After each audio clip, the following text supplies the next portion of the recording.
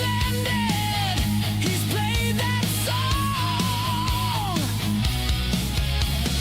Breaking the news, Hall of Fame on the line. This is Brian Mayer, host of Hot Sauce Weekly, and you are listening to BCRN, all barbecue and grilling all the time. Let's go! We'll do it live. Okay. Well, do it live! I'll write it and we'll do it live! So to get that perfect barbecue, you use wood. Are you sure it's safe? Whatever. We put the lighter fluid on, strike the match, and... Oh! Should we call the fire department? That might be a good idea.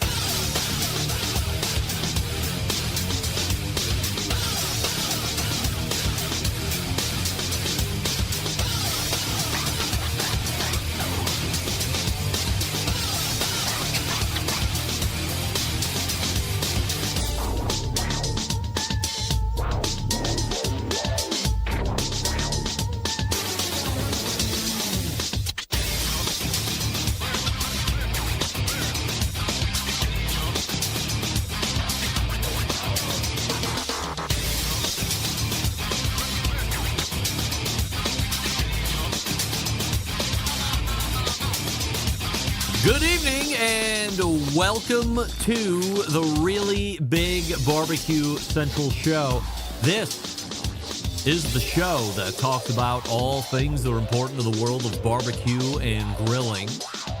The show originating from the Rock and Roll Hall of Fame city, Bomb City, USA, Cleveland, Ohio, the barbecue capital of the North Coast. I am your program host, Greg Rempe. Happy to have you aboard here on your Tuesday evening's live fire fun and frivolity show.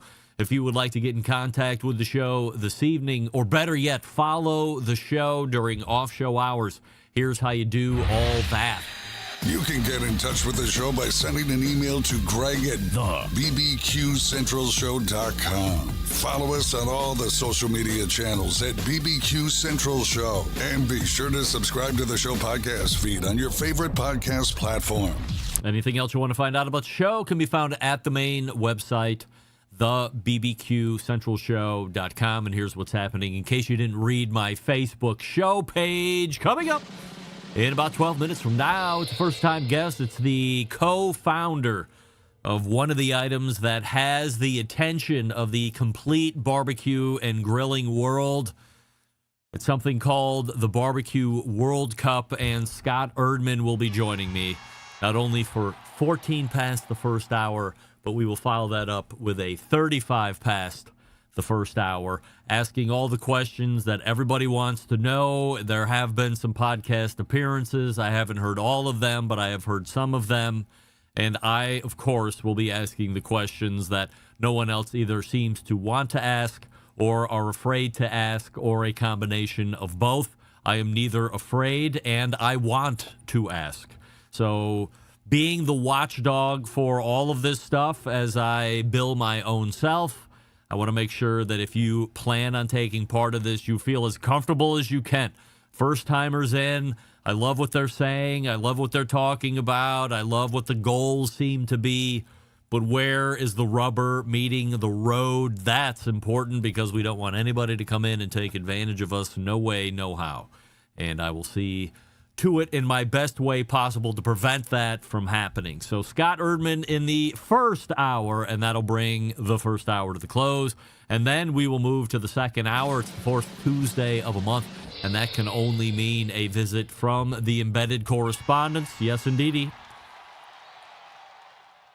Now, we do have a little bit of a jumble up this month. So Doug Scheiding is in travel. He will not be a part of the show this week. We also have somebody else that has been a recurring monthly guest, a recurring monthly correspondent, not in the show tonight as well, but we'll address that in the second hour. But in the show tonight, a John Solberg from Michigan, a Rusty Monson from the great city of Utah, and our sometimes drop-in friend, either segment guest or the last few times as an embedded correspondent fill-in piece, the irreverent and highly popular Rasheed Phillips Phillips Barbecue Co. So that's how the show is shaping up here this evening. Scott Erdmann in the first hour from BBQ World Cup and the Embedded Correspondents in the second hour. Don't forget you can follow me socially on Instagram, Twitter, TikTok, Snapchat, and LinkedIn, all with the handle at BBQ Central Show. We say good evening to those of you watching this show tonight through one of our video streaming platforms. You can go to facebook.com/BBQ Central Show, or you can watch the show on YouTube, which is youtube.com/@BBQ Central Show, where we have a new Would You Rather YouTube poll question of the week, and we're asking everybody this, including all guests. Would you rather give up sex for a year or your cell phone for a year? And guys, I can't believe it is this close, but 83% of you are saying that you would rather... No, I'm still right. I can't believe it's this close. 83% of you said you would rather live without the cell phone for a year. You'd rather give up the phone for a year. I can't believe it's this close. I can't believe 17% of you are saying the sex. I mean, what are we talking about here? Guys, I mean, this is what it's all about. Maybe gals, this is what it's all about. It couldn't be less of an instant answer for me. What am I giving up? Sex? Never. Offer me anything else. Sex, or my kids are going off a cliff. Sorry, kids. Sorry, kids. I can do the sex again to have more kids. $1 million or the sex? Sorry, $1 million. I can make more money tomorrow. The sex wins. 17% of you can't live without your cell phone? You got to be like 22 years old if you're listening to the show and you pick your phone? I'm ashamed for all of us, men and women alike. This is not a sexist thing. This is a joint sex thing. Sexism? It's a group sex? What? No. No. I don't mean that. I mean, as the sex is male and female. It's a group sex thing that we can't believe that you would rather you would rather give up your phone for a year. No way. Give up sex for a year. Come on. What are we doing? All right.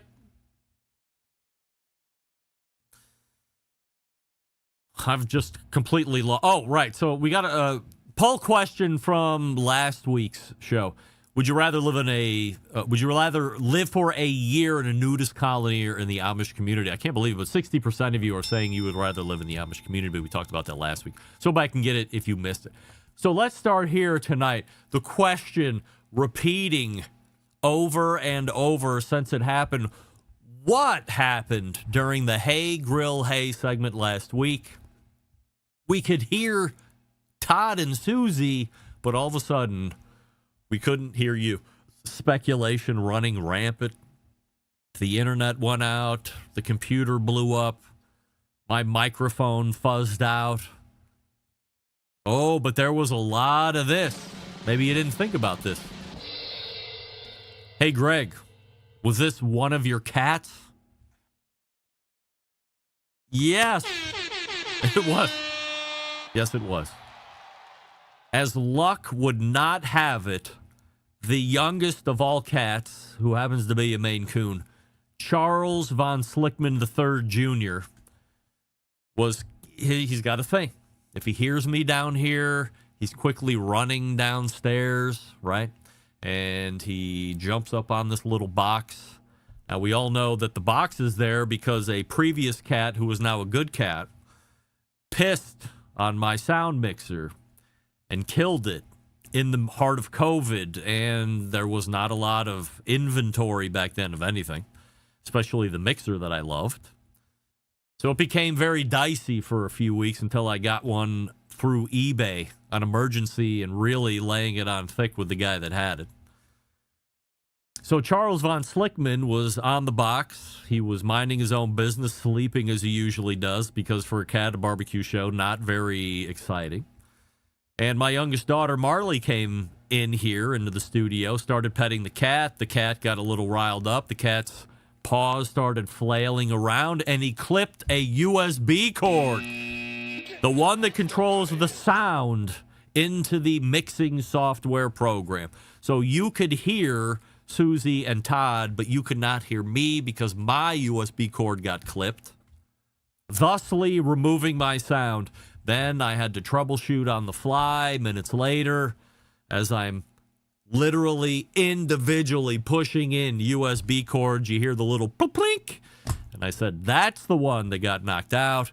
Then I had to do a complete reboot, which killed the show. I believe 2 shows actually showed up on Facebook, but it never reappeared again on YouTube.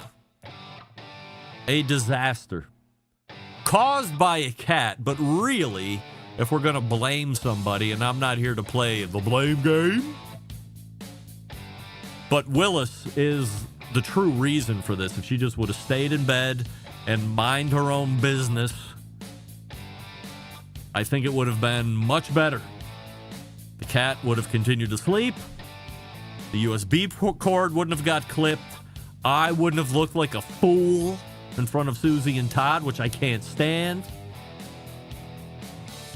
And then I wouldn't have had to have played on-the-fly streaming repairman.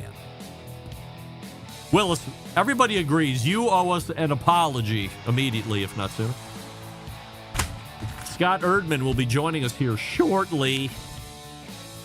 By the way, Susie and Todd end up giving a incredible rest of their interview segment. So if you missed that, you should go back and get it next week. As promised, all edited out for the audio podcast listener. Aside from vague references, you're probably like, what is he talking about? Everything sounds fine. I did you a solid, audio podcasters. Remember that. I might need to call in that chip down the road. Hey, what do we love about ceramic cookers? We love that they're fuel efficient. We love that you can achieve low and slow temperatures for the traditional cooking of barbecue meats. We love that you get rip-roaring hot for the traditional grilling of steaks and other thin cuts. But what's missing in the everyday lineup of ceramic cookers? The real ability to do true 2-zone cooking. Very important to both professional and backyard cooks alike, is the best way to manage a fire and cook with confidence. However, getting a 2-zone fire and a round ceramic cooker isn't very realistic. Why? Because it's round. Enter Primo in the game-changing oval design. The shape gives you the ability to execute that 2-zone setup that you desire. It also gives you the other ceramic grill benefits as well. When you break it down, there's more than 60 different ways to cook on the Primo. That's why I love it, amongst other things. So you're only limited by your culinary imagination. A whole bunch of accessories to complete the outfit. Don't worry about that. Only sold through dealers. Go to primogrill.com. Find a store near you. Visit in person. Touch and feel the ovals. And then do what I tell you. Buy the XL at a minimum. You buy down, you're going to be pissed. You're going to be calling me, and I don't want to hear it. No one ever complained about buying up. Remember that. Primogrill.com is the is the website. Follow them on Facebook and Insta. We're back with Scott Erdmann right after this. Stick around. We'll be right back. You're listening to the Barbecue Central Show.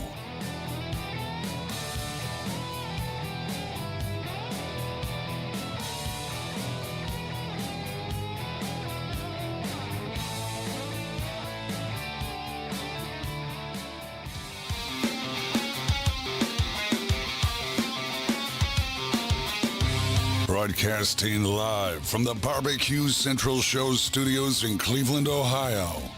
You're listening to the Barbecue Central Show. Once again, here's your host, Greg Rempe. All right, welcome back. This portion of the show being brought to you by Fireboard 2, Fireboard Pro, Fireboard Spark, the wireless Fireboard Pulse, and the Fireboard Beacon. When you use the Fireboard app, you have total access to all devices anywhere in the world. Find out more by visiting fireboard.com or call 816-945-2232 today.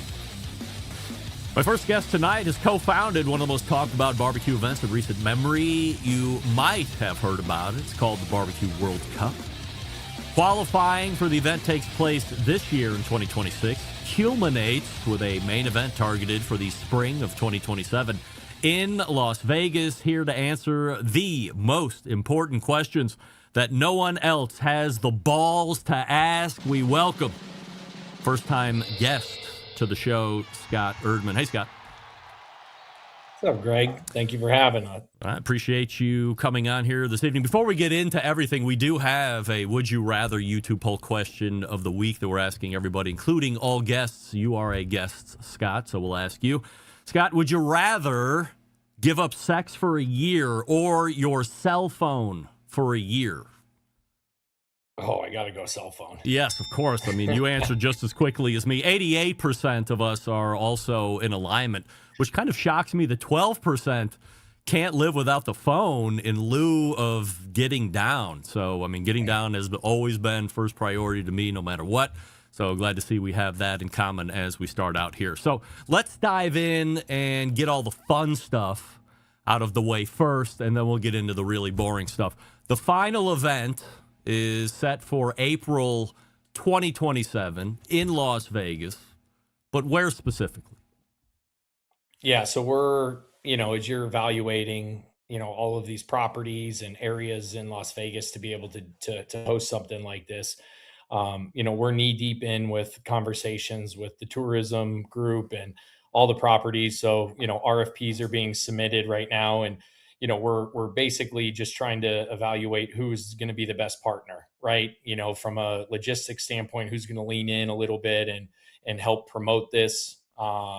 So we're knee deep in that right now, and we're hoping to hopefully have something locked in, within the next month, because the plan would be to go on sale with packages and hotels and announce all that stuff, hopefully in the next month.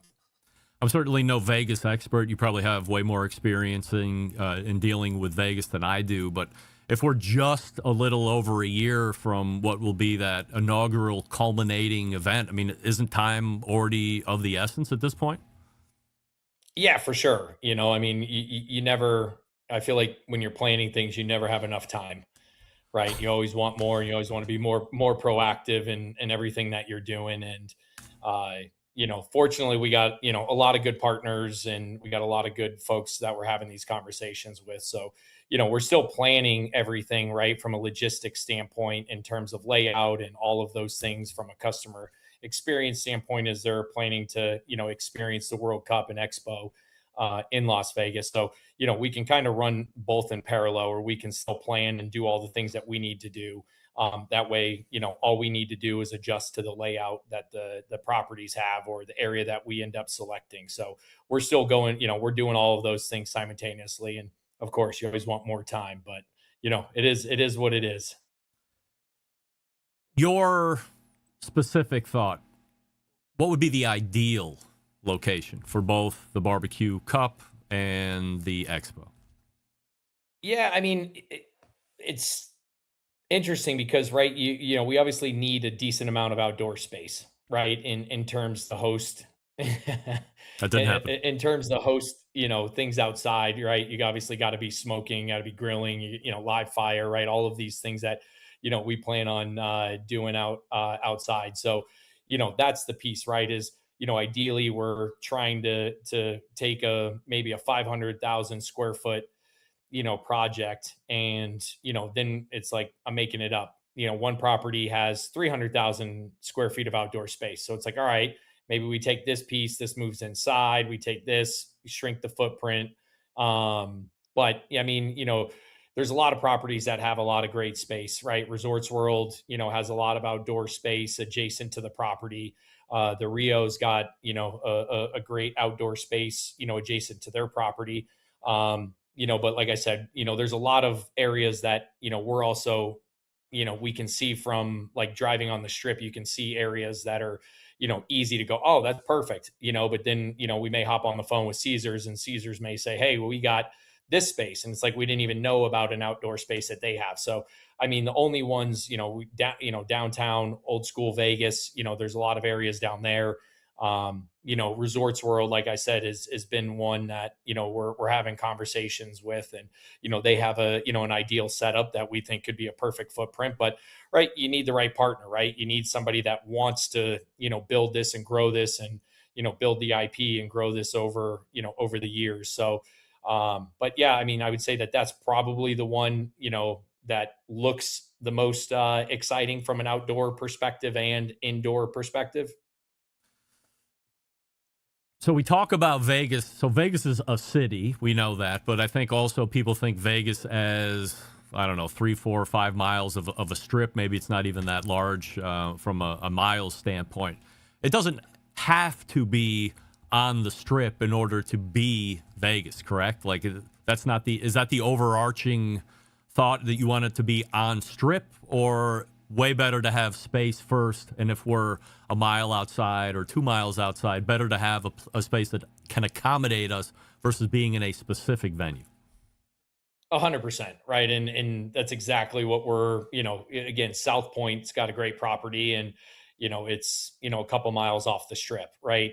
Silverton has, a lot of outdoor space, and Christy Vanover hosts her barbecue jackpot there. And, so they've leaned in on helping her, and, and willing to dive in. So 100, that's exactly what we're looking at. And again, who knows, maybe in, 4 years, we're like EDC and we take over the Texas Motor Speedway, or sorry, Las Vegas Motor Speedway, where they host that, and they have 300,000 people, that go out to that. So, but we're looking at, right, you got a lot of foot traffic in Las Vegas, and, there's, I would say, a lot to do during the day. I mean, obviously Vegas has a lot of things to do, but, if you're here for, an event or a convention, it'd be nice to have something that's walking distance. So we're kind of taking all those things into factor. Let's talk about perhaps the first, or 1A, 1B. So 1A, let's say location, or maybe that's 1B, and this could be 1A, which is grand prize for the 2027 final event somewhere in Vegas, hopefully determined shortly. If I am a team and I qualify for the final and I go to Vegas and I win the whole thing as the new world champion of the Barbecue World Cup, am I collecting $1 million in cash? In cash. Yes. Yes. That is the, yep. Wow. That's the plan, baby.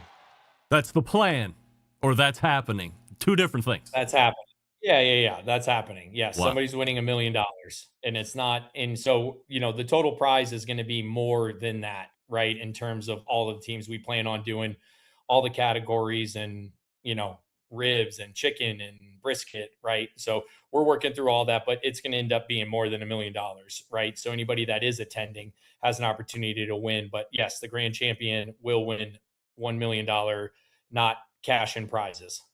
$1 million cash. All right. So everybody very hot on the breakdown of it was going to be cash or cash and prizes. We've seen a little bit of both here, not anywhere near to that amount over the last 10, 15 years, but we've seen cash, and then we've seen it go to cash and prize. So it is cash. When we talk about paying down through the other spots, as you just kind of reference, where do you envision a total prize purse? So if $1 million is going to the overall winner, where do you see the other money sitting at to pay down through spots? Yeah, probably somewhere in the range of 100 to 200,000 in addition, paid down to, those additional spots. Where are you getting the money? Investors.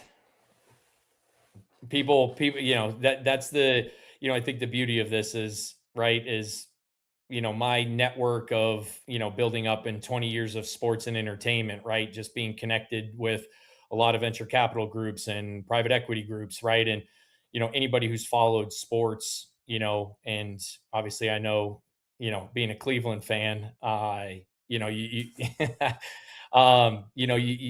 sports, is dominating from a private equity standpoint, right? Like everybody is injecting capital into, these type of leagues and formats, pickleball, right? I mean, you got pickleball teams, selling and trading for 15, 20, $30 million, right? You got professional bull riding teams selling for $80 million, right? So I say all of this is, I've had the ability over 20 years just to build a network up of just these folks that want to invest in these opportunities, right? And so that's where we're getting the money as investors. So we're under an NDA, so there'll be more to come on who's investing. Like, we're rounding out the rest of the cap table, and who else is going to be involved from a media perspective, celebrity perspective, athlete perspective.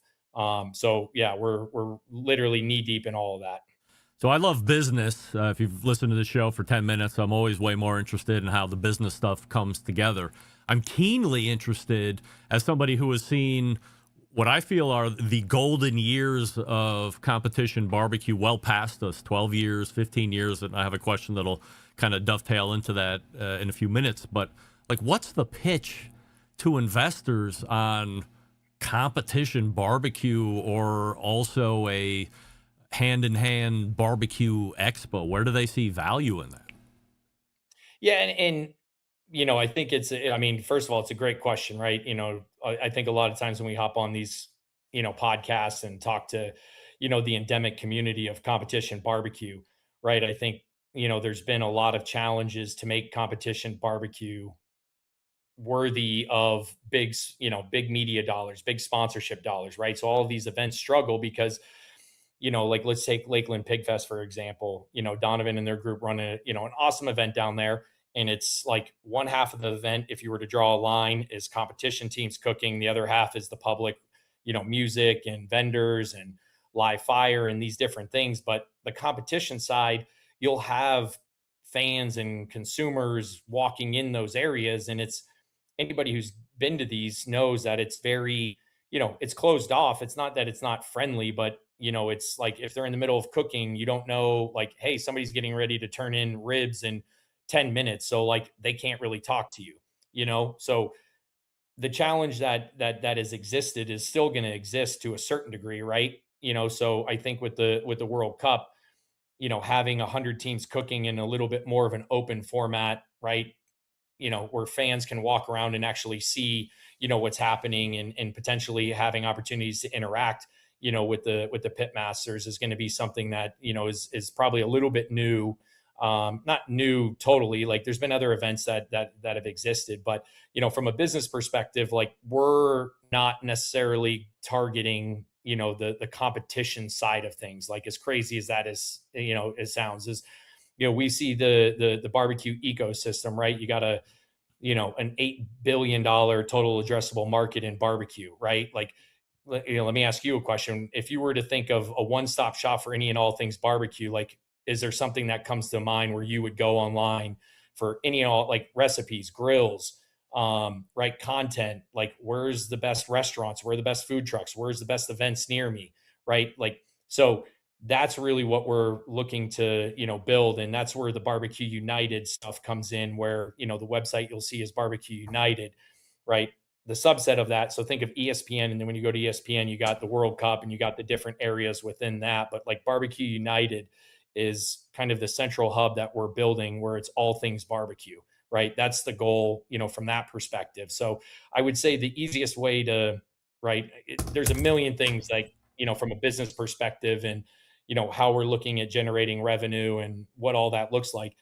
The competition side is a portion where we want to create the American Idol for barbecue, right? And after I hosted the event in Texas, the Texas Shootout in 2024, that's when I really got introduced in this. And I was talking with Phil Breeden. He's like, he travels 52 weeks of the year. And you're like, how is this not like a bigger audience, right? There's, I would say that there's probably more people that cook barbecue and, have a passion for this than maybe even singing, right? So I think that there's a huge opportunity to storytell, create this ultimate celebrity pitmaster that travels through the ranks. But anyway, I would say the biggest thing that we're trying to do, to sum it all up, is create a big mousetrap around barbecue, right? And create that one-stop shop for all things barbecue. I had referred to it a couple minutes ago, the golden era of barbecue. So we had a guy, John Marcus, who very famous executive producer of television, did the Cosby Show, and it was as popular as it ever was, well before we knew what we knew. And he had done Barbecue Pitmasters, and he had done versions of Barbecue Pitmasters on television before that. And Food Channel has had various barbecue shows for a season, for 2 seasons. And I talk to Michael Simon regularly, and I say, what happened?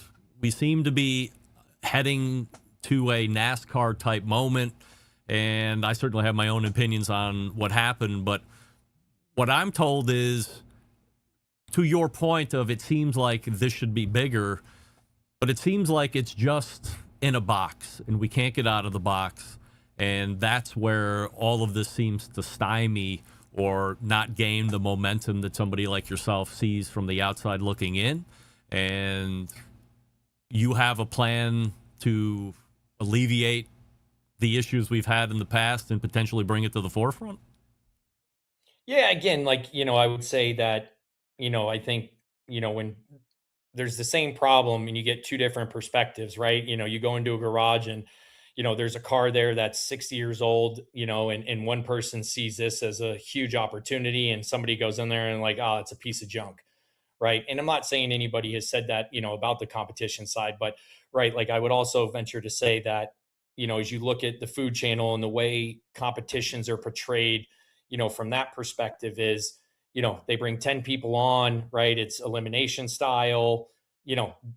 You haven't had, in my opinion, the support of everybody that does this, right? There's been no pathway for, a pitmaster in Brazil to get on the Food Channel, to compete with, a Leanne Whippen, right? Or somebody who, has been, out there and doing this for a long time. And again, I think the power of people, can change the perspective. And if you create something that gives somebody life-changing opportunities, life-changing money, I think that you will, again, we've seen it with just, by, putting on the, like, hey, click here to submit your qualifier, right? Like, I had a call this morning with, a gentleman in Lithuania, Belgium, Brazil, Croatia, Saint-Tropez, right? So, we've gotten a whole bunch of these, these forms, these intake forms, of all of these incredible events around the world, right? And even with, our pitmaster committee, we're great at understanding what all the events in the US are, but when you unlock something to the, I think to the people and they have a pathway, and people love stories, right? I mean, that's why, and Shannon, my, our co-founder, she comes from the American Idol background, right? So storytelling about, somebody who nobody had heard of. And now all of a sudden this is, one of the biggest celebrities in the world, right? It's because you're giving somebody, even again, World Series of Poker, right? Like I started playing poker at my buddy's house because, it was a thing to do. And Chris Moneymaker won $1 million, right? So to me, the power is in the people having the opportunity, to kind of build their stardom through this. You had mentioned Barbecue United a couple minutes ago. $50 a year. It looks like you get a bunch of value add stuff. You get some promotion stuff. If you're a team, you can list stuff. If you're an organizer, you can talk about your competition. Is that money also like lending itself to overall prize pool, or is being used for other stuff? Yeah, no, it's not. I mean, again, the money from, investors is, really what's, gonna be put to stand the business up and do everything that we need to do, right? I mean, those are just additional things like, we're taking what basically everybody else does, from a barbecue association standpoint and creating something, but we're trying, we're gonna create something where there's a lot more value. In my opinion, you have a lot of great, incredible groups out there, but we want to have this ecosystem where Barbecue United members get 10% off at Hertz, you get 10% off at Kroger, you get 10% off at Publix, right? Like this full ecosystem that those brands then are a part of our event, they're a part of our ecosystem. So back to the business behind it, right? We're looking at this from how do we aggregate everybody that loves barbecue, into one area, and then we can start to feed offers and create a lot more value, that way. But yeah, the $50, for this year is from a judging perspective and the team perspective. Now, if you do win, let's say, the Houston Rodeo and you didn't sign up as a member beforehand, right? We still want to like, excuse me, that would suck to, you were number one at this event, you GC'd this event, and now you weren't a member before. So, that's why we have it on there where you're a non-member, you just pay a little bit more or a lot more, to come compete at the World Cup. So we're trying to incentivize people as almost like a lottery ticket. If you're going in to compete, and you're like, hey, throw $50 towards this. If I get first place, like, now we only have to pay 500 for the World Cup to compete at. I was going to say, the one thing that stood out to me with that whole $50 was, even if you were remotely thinking about throwing your hat in the ring here, spend the $50 because now you're saving $750 if you end up qualifying for it. So to me, that's an easy $50.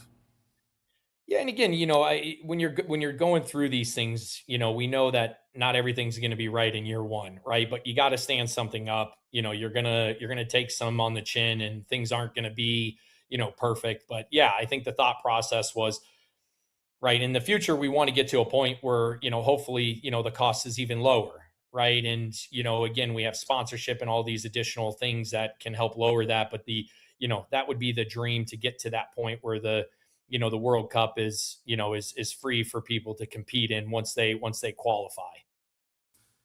So there's a number of said qualifiers listed on the website now.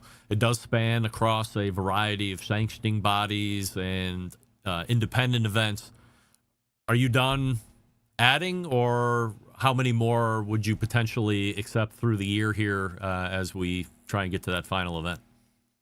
Yeah, another, again, great question. So I would say that if I were to guess, there's probably another 8 to 12 ish that would probably be, going to be announced. We wanted to, save a handful of these for this exact reason of, once people had heard about this, we wanted to get an idea where all of these incredible events are, right? Like I said, I would have never in a million years, thought, Lithuania, has a contest, and all these other places, right? And again, You don't it's know awesome. about that one? I did not know about Twin Smokes in Lithuania. But so we purposely saved a handful of slots for this exact reason. And now that we're getting all of these, all of these events, coming forward and saying, hey, we would love to be a qualifier. So then process wise, we'll hop on the phone. We'll go through, hey, what's the event? Is it a 2-day? Is it a 1-day? Backyard? How many meets, do you have? But yeah, so I would say, we're probably another, 8 to 10 ish, 8 to 12 ish, that we would, that will round out the final, 100. So effectively it's going to be 100 spots, that would be secured for for all the teams competing, or 100 teams that would qualify for the World Cup. So international, to me, fine. I'm American. I'm only focused on America. I'm a myopic American. So if you're going to drop, let's say, let's take, 4 of those events are going to be international. That leaves maybe another 8 here nationally. And maybe you don't care. I'm just asking the question. How much do you consider dropping a new qualifier into the mix at this point? Because you have to know that with the continued eyeballs and visibility of BBQ World Cup, if there are, which I'm sure there are, competing events on whatever next one you're going to make a qualifier, people might now not go to Praise the Lard in Murfreesboro. They might not go to Johnny Trout's barbecue contest. They're going to go to a qualifier for BBQ World Cup. So is that something you even think about, or this is business, baby, and shut up? No, I mean, it's 100% something that we think about, right? I mean, in Brazil, we had, conversations with a couple groups down there that host KCBS events, and, they were too close to each other, right? So we were like, hey, we're not, this initial year, our plan is to try to spread things out, as evenly as possible. But to answer the question, in the future, right, we're already thinking about, how do we take 50 events on the West Coast, 50 events, in the, the Central, and 50 events on the East Coast, and allow those 50 events to take 2 qualifiers to a potential BBQ World Cup qualifier, right? So how do we unlock every event, right? So I would say that that's a big piece to the puzzle to figure out is, how do we allow everybody's event to have a pathway into the World Cup, right? I go back to the Bullhead City one, with Tashura and their team down there. And, when we were talking with them, I think they were around 25, 30 teams signed up. And then when we announced in, I think 2 weeks, they had 60 teams, right? So our plan is, how do we lift all of these competitions around the country, so everybody's got a pathway into, a route into the Barbecue World Cup. So, that's the plan, is to try to lift every competition. And, we're definitely thinking about that. So it isn't a, hey, we're going to, put this event over here and not think about the other 20 that, could be impacted. When I'm reading through the founders page, and also went through the Pitmasters competition committee, but specifically founders pages and advisors, each of your blurbs are honestly more impressive than the next. But holding old boy aside, Chad Ward, I mean, none of you really have barbecue event organizer on the resume per se. And I've seen a lot of people and organizations try to come into this portion of the world with a game-changing design or concept, and it either fails to launch altogether or doesn't pan out for a myriad of reasons and ends up having a pretty short lifespan. Why is it different for you guys? I mean, listen, I think sometimes, again, back to, having, a fresh eyes on things, right? I wouldn't say that, we don't have experience from an event perspective, right? I mean, to me, it's one of those things that's interchangeable, right? If we run, NFL draft stuff that's had 10,000 people, at these events, and we're going through planning and, all of that stuff. I mean, you're rinse and repeating, right? You're changing out a football toss activation for, a live fire activation, right? So, doing those things, we've definitely been a part of events, maybe not in the barbecue space.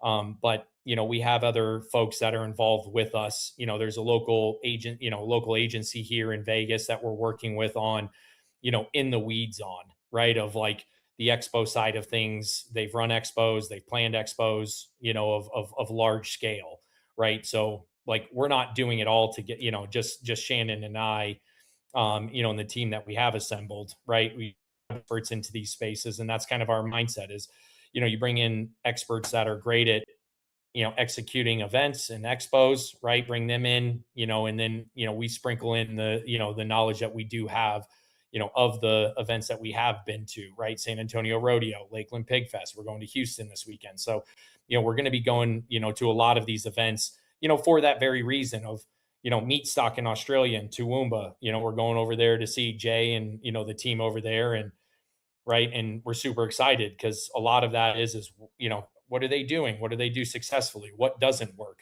Right. But we're also consulting a lot of those groups, to help us plan as well. But yeah, hopefully, again, when you put 100% of your effort into something that you're super passionate about, I'm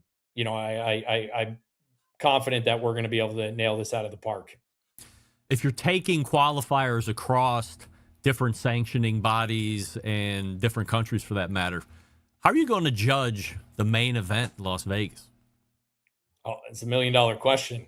No pun, right? So yeah, right.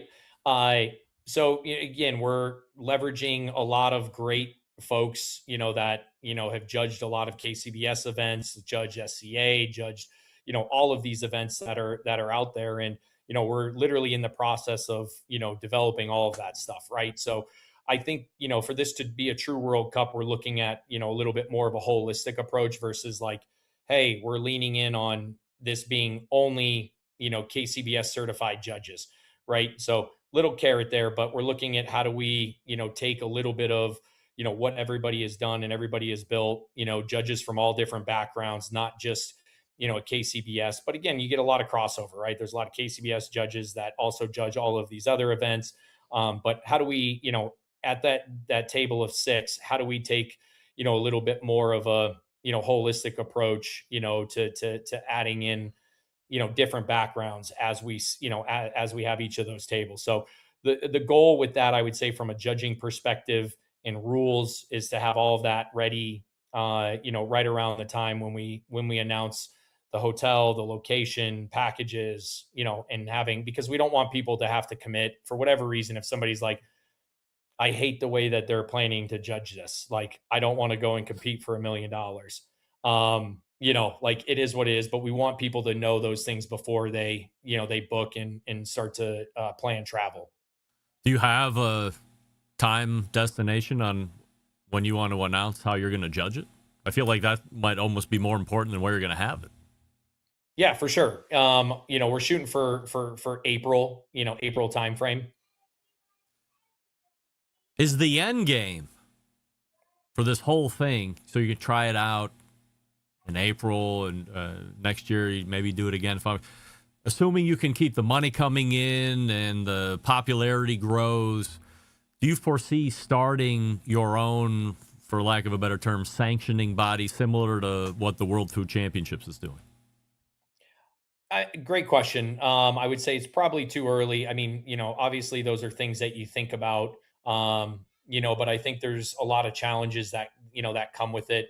I would think that we're probably trying to be, outside of that, right? Like, how do we help every other sanctioning body, right? Can we help with the technology, with different groups that may not have the ability to afford to build an app, right? So I think we're looking at it more from, how do we help everybody in all these different, sanctioning bodies, to help build their technology, versus, hey, we want to own it. We want to be, the sanctioning body that everybody, comes up to. Because again, there's so many great groups that have been around for, a lot longer than we've been around, right? They've built trust. People love their organization. People are, like, it's like politics, when you start to get in, these conversations with pitmasters on, do people love CBA? Well, KCBS cooks that are loyal to that hate the fact that the public judges it, right? But then you talk to people in Texas and it's like they love the fact that people, who don't have, a certain way that they look at barbecue. And it's, if you cook good barbecue, you cook good barbecue, right? The event that we did in Texas was CBA. And the crazy thing for me that came out of that is, Brenda, who works for CBA, I asked her, I was like, Brenda, who do you think wins this thing? And she's like, and we had 85 teams show up. And she was like, oh, it'd either be Phil with LC barbecue or Bill with chicken fried barbecue. Literally, we had random people from an RV expo that came in and judged this with zero background, and Phil first place, Bill second. Wow. Right. So to me, it was like, oh, that's super interesting that, these people that are coming off the street that know nothing about like what barbecue should taste like, look like, the person that, two people she picked came in first and second. Right. Anyway, I say all of that is like, our goal is to hopefully try to, help all sanctioning bodies, everybody that's involved in barbecue, from that perspective. Have you had any conversations, preliminary or otherwise, with World Food Championships? I haven't. I had a conversation with somebody yesterday, and I can't remember who it was, that said that they were going to connect. But I'd love to connect, with them. Again, if there's an opportunity for us to collaborate on, or the pitmaster that comes out of their event qualifies for ours, like, again, we're happy and open to have that conversation. Are you still like, is this a full-time job for you, or are you still in the sports world and you're just passionate about this on the side? No, this is left my job in October of last year to do this full time. So I'm going to have a very angry wife and a 4-year-old and a 3-year-old if this doesn't go through. So we need everybody to support it. How do you? I'm not asking how much, but like, how do you make your money off of this? Like, do I make money now, or how do I make money off of this in the future? Yeah, if you left your job, somebody's got to pay the bills, right? I have zero income. Wow. So your wife is working. My wife works. Yeah, my wife works for Live Nation. Right. So good for your wife. Yeah. Wow. Yeah. So I'm like, on a scale of 1 to 10, how crazy are you to her? 13. Yeah, probably. That's probably a fair estimate. I'm interested. What is the conversation that you two have when you're like, hey, I'm going to leave, whatever I'm doing here in sports, and this barbecue thing I'm really passionate about, and here's the vision? What kind of conversation takes place there? thank goodness, that she's super supportive of it, right? I think, when you tell somebody this, nonstop for a long time, I think it's one of those things where you start to get hypnotized. You're like, I almost have to believe my husband. Like, there's a path and he's got a vision and, all the things. And, and we're starting to assemble that team of people and, bringing all the right people to the table. And again, my wife, is VP of partnerships for Live Nation, right? So she's in the sponsorship space for Live Nation across all their festivals globally. Right. So we come from the same background, right? And I think, when I lay out kind of the sponsorship plan, again, that's been our background, for 20 years. And she's been doing it, for the same, amount of time. And, so anyway, I think when you are passionate about something and, convince, there's probably a little bit of convincing that needs to take place. But, again, I'm super thankful that she's super supportive of it. Because I can't imagine if you got somebody that is not happy when you're having, calls all day long and you're building this out and you're talking to this group and, and again, you have no money coming in. Right. So, you gotta be a little delusional, as you go down that path of like, I know this can work. This is co-founder of the Barbecue World Cup and Barbecue United, Scott Erdmann, the website bbqworldcup.com. Go check it out, of course. And certainly everybody's waiting on some of those additional bits of information to get filled in so they can, finalize or do whatever they're going to do. But certainly appreciate you coming on tonight, Scott, and really answering the questions to the best of your ability. Didn't appear to be holding anything back, which I certainly appreciate. And I wish you nothing but success. If there's any way that I can help in any form or fashion, please feel free to reach out, and we'll check in with you again down the road. Absolutely. Thanks for having me. You bet. Scott Erdmann right there.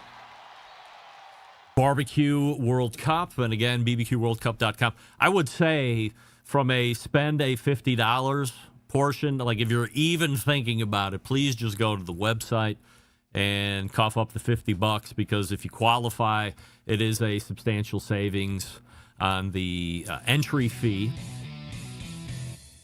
to go to the final event. So you're going to save $750. So I think it's $500 for the $50 that you join or that you spend to join Barbecue United. Otherwise, it's $1,250 if you are not a Barbecue United member. So piece of advice, word to the wise, everybody. Okay, we got some business to go through. I decided to go uninterrupted, which I appreciate Scott doing here. So we'll catch up on a little business. Gang, competition season is heating up, and now's the time to stock up with Big Papa Smokers, your source for championship barbecue flavor. Load up on the award-winning Sweet Money and the competition-proven competition brisket and steak rub before pits fire up and the smoke rolls in.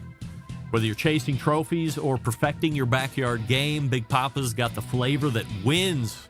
Shop now at BigPapaSmokers.com and use code REMPE26 at checkout for free shipping. That's REMPE26 at checkout for free shipping. Exclusions apply. Again, the website, BigPapaSmokers.com. Big Papa Smokers, real barbecue, real results. We're back to wrap up the first hour right after this. Stick around, we'll be right back. You're listening to the Barbecue Central Show.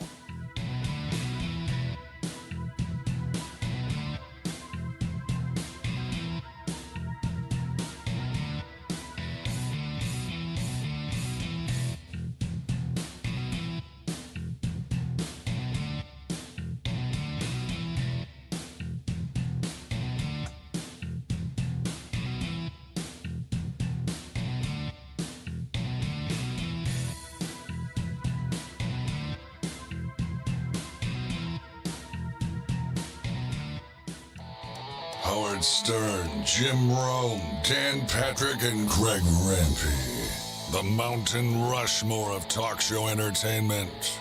Now, let's get back to the Barbecue Central Show.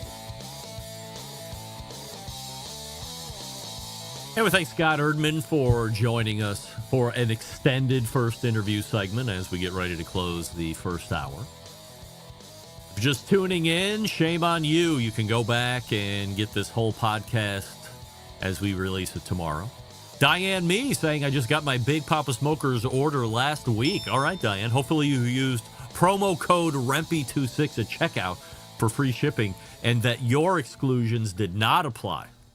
That you got all of the free shipping. Please. That's what I hope.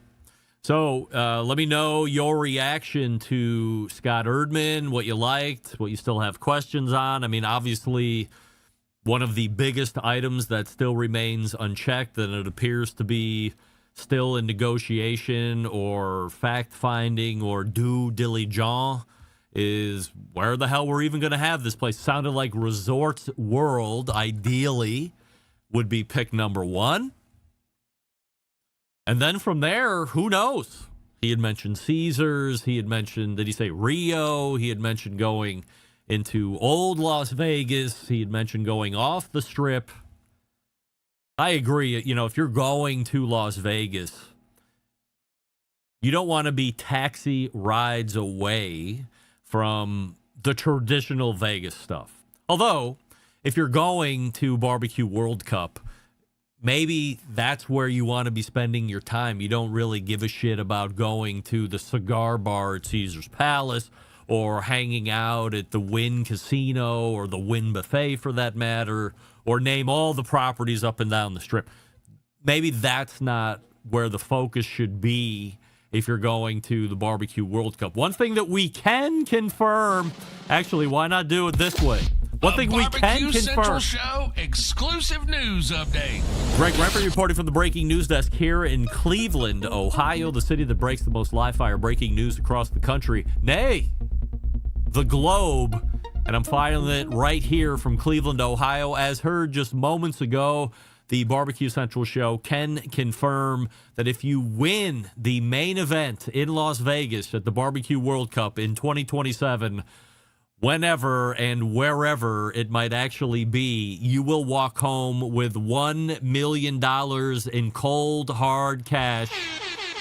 That's a lot of money. That's a step over here and take a picture, son, kind of money. So everybody have their accountants on retainer. Everybody know how much cash you got to set off aside for that. Not cash and prizes. Winner gets $1 million cash prize. There will also be additional money on top. Sounded like it would be roughly another $200,000 or so. Which, by the way,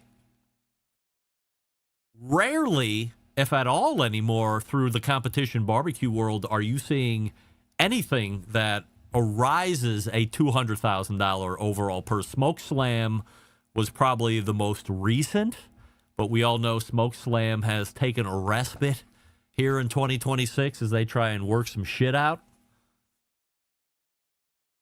But aside from a late, great Ronnie Cates barbecue event that I think at one point, like Smoke on the Water Production was doing $100,000 overall prize purses back in the day down in the Dirty South.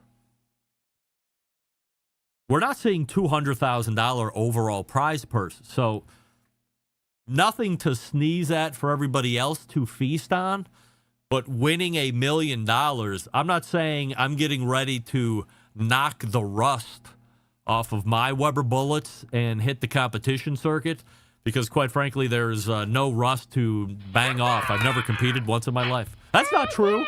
I did a ribs contest a number of years ago, right in Hartville, Ohio, before I became the MC there. That's a sizable piece of urgency. $1 million cash prize. That's real deal money. I did ask, is it secured? He said yes. He said, well, that's the thought, or that's the plan. Quickly to task with that's the plan, or that is the fact. That is the fact. There's investors that, no names please investors at the moment due to NDAs. I don't know if that will ever get released. I was talking to no names please people earlier in the week, yesterday, And he said, hey, the money piece is key. Key.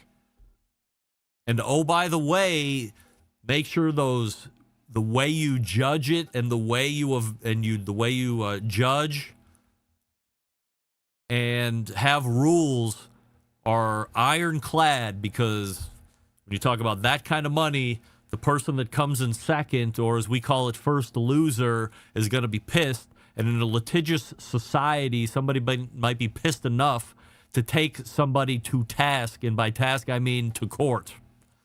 And this person is telling me that it's happened to them routinely, and we're not even talking about $1 million prize purse. Hello, everybody. This is Gary Vaynerchuk, host of Wine Library TV, a.k.a. WLTV, and this is BBQ Central. Well, there you go. It's BBQ Central. I mean, I don't even know what the hell happened there. Looks like I ran long. Well, fine. Let me get rid of this. So, just a word to the wise there. Get the judging down and get the rules down and make sure everybody knows it, because when there's $1 million on the line, first loser is going to be looking for some. Airtight. Scott seems like a pretty smart guy, though. I'll give him that. He's probably got that figured out by now. By the way, Scott, not a blatant pitch for me. I'm obviously very good on the mic. I'm really good at talking off the top of my head. People love me. I engage really well in an extemporaneous format. My vernacular is large and sweeping. And my daily fees are less than most NFL stars. And I only require private jet transportation. That's the only thing that makes me a little cunty. But other than that, I'm a delight. All right. Let's point to the second hour. We'll get an update on the Would You Rather YouTube poll question of the week. Tell you what's going to be happening on this week's Best Moments show. And then we'll get ready for the Embedded Correspondents. Stick around. We'll be right back. You're listening to the Barbecue Central Show.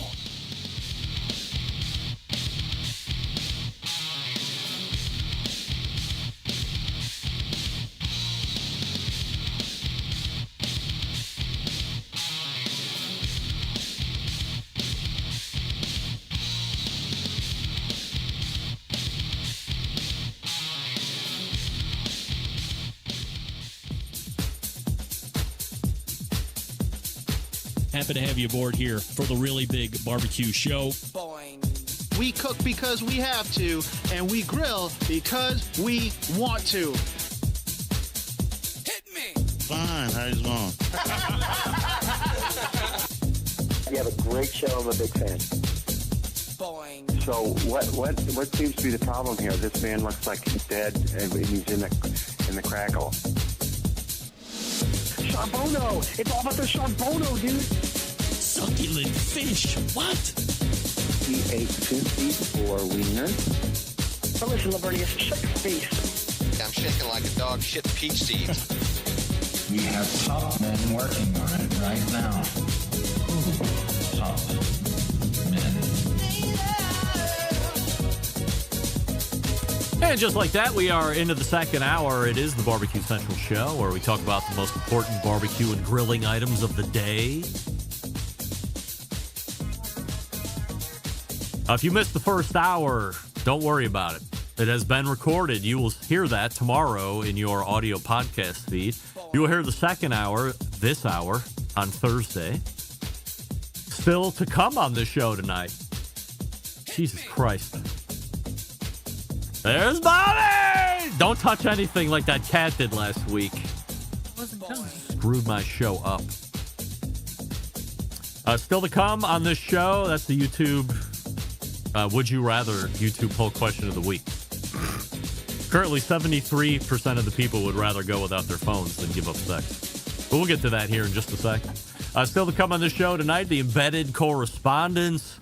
with a special sit-in guest of Rasheed Phillips. We say good evening to those of you watching tonight through one of our video streaming platforms. You can go to facebook.com/BBQ Central Show, or you can watch on YouTube, which is youtube.com/@BBQ Central Show, where we do have that aforementioned YouTube poll question of the week that we're asking everybody, including all guests. Would you rather give up sex for a year or your cell phone for a year? Bobby? You want me to answer? Yes. Sex. I knew it. I said anybody that says sex is 20-something years old because all they've been born with. I mean, the answer is the phone. Like, I mean, give me a break. I said in the first hour, sex always wins if it's between my kids and sex. I'm picking sex because guess what? The sex can get me more kids. God forbid. So, I mean, the sex always wins. There's a cat around here. That's the cat that screwed up. Yeah, so Bobby picks the phone, which shocking. Sorry, Quentin. All right. Hey, coming up on the best moments of the Barbecue Central Show in 10 minutes or less this coming Friday, episode 422, taking you back to February 19th of 2019. This week featuring my favorite person, me. Stanley. That's the guy that screwed the show last week, right there, Charlie. Let's go back 6 years ago. I was talking about my first experience with seeing/hearing corporal punishment in school, specifically middle school, specifically when I moved here to Cleveland. And for those who don't know, I originated in upstate New York, moved to Cleveland in the middle of the 6th grade. My dad took a transfer from then Saratoga Springs, New York, to Bomb City, USA. And within the first few months, I saw a kid I knew who was a troublemaker get into trouble. And then I saw that kid get walked into the boys' bathroom by the math teacher. And the math teacher had this wooden paddle in his hand. And then a few minutes later, you heard, SWAT! And then you heard, ah! And of course, it was my man, Marcus Espinoza, screeching like a bitch. Look, it was a scarring moment in my life, one that made me think twice about doing anything sideways in middle school in Cleveland, because evidently they will beat your ass if you go sideways. Not so I heard, so I saw and heard. And that was enough for me. I was not risking getting paddled. It looked like it was a very thick, stiff paddle. And it also had Swiss cheese holes in it. So the guy could poop off his butt. Get that cat out of here. He stinks. Of course. So it had holes in the paddle like this. So that math teacher could just wield that thing through the air. It was just cutting through the air like a hot knife through butter, and then slamming on poor Marcus's hiney. Too much for me. No way I was going to produce any kind of trouble in middle school. I later learned that they were kind of moving away from that. But back in the old days, you know, you could beat kids in school, at least in Bainbridge, Ohio. You could, a township then, maybe it was different, township versus city. But in township rules, which evidently there were no rules, adults could beat kids for being shits in the 6th grade. That was enough for me.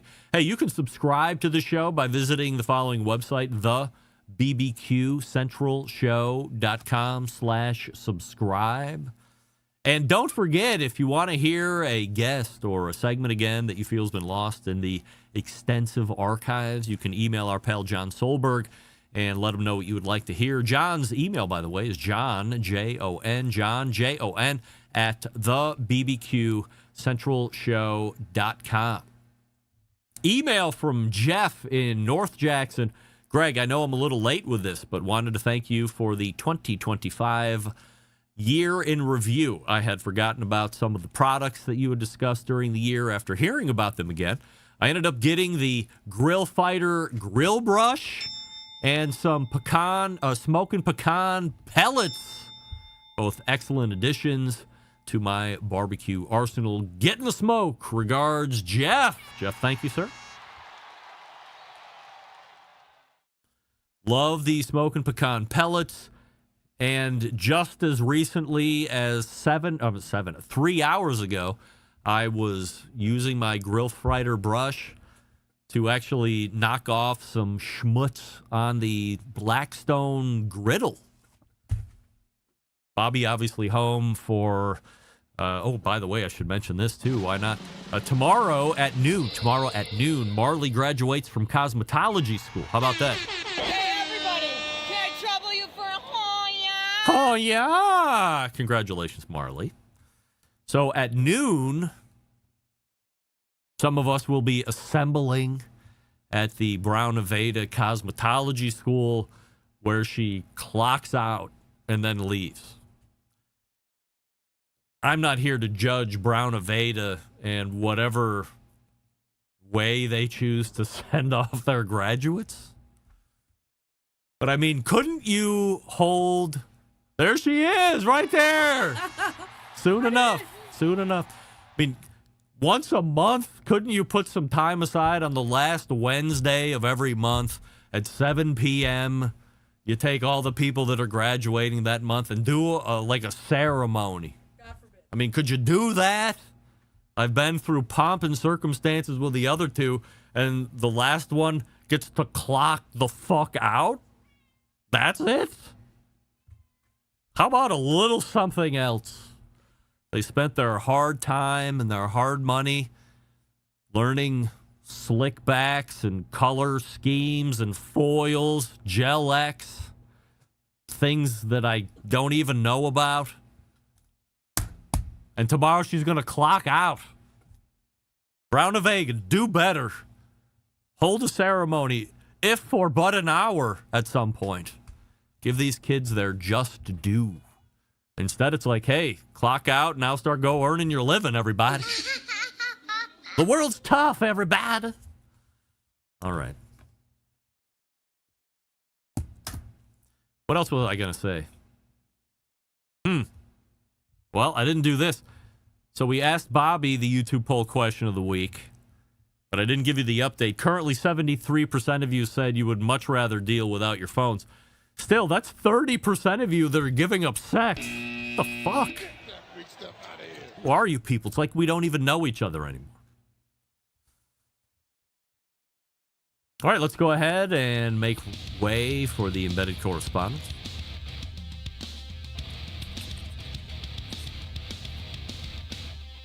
If I do this piece of business now, we can just go.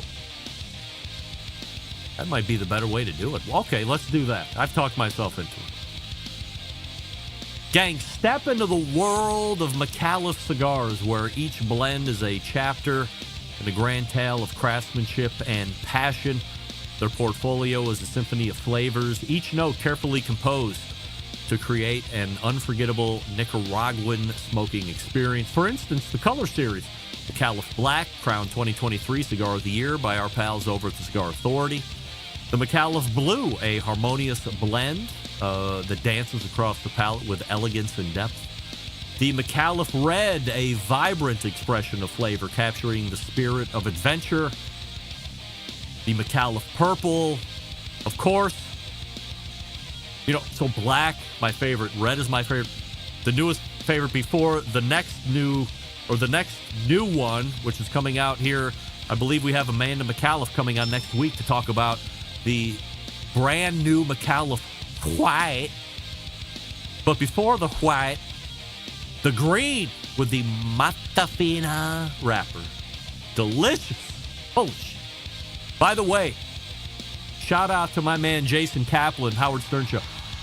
I know I've said it. I have a spring perf package coming your way, which has a number of green McAuliffes headed your way. Probably this week or next week, Jason. But the weather sucks anyway, so just hang out. They're in the moisturizer. Everything's going to be good. In the meantime, you should be checking out McAuliffe Cigars early and often. The website is McAuliffecigars.com. You spell McAuliffe, Micallef. Cigars.com. Use the locator to find a retailer nearest you. We are back with the Embedded Correspondents right after this. Stick around. We'll be right back. You're listening to the Barbecue Central Show.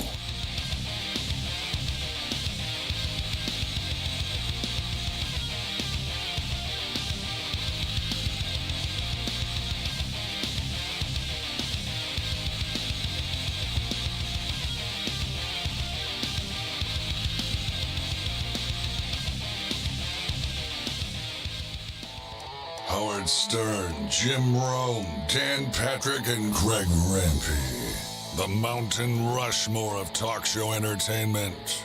Now, let's get back to the Barbecue Central Show. Welcome back.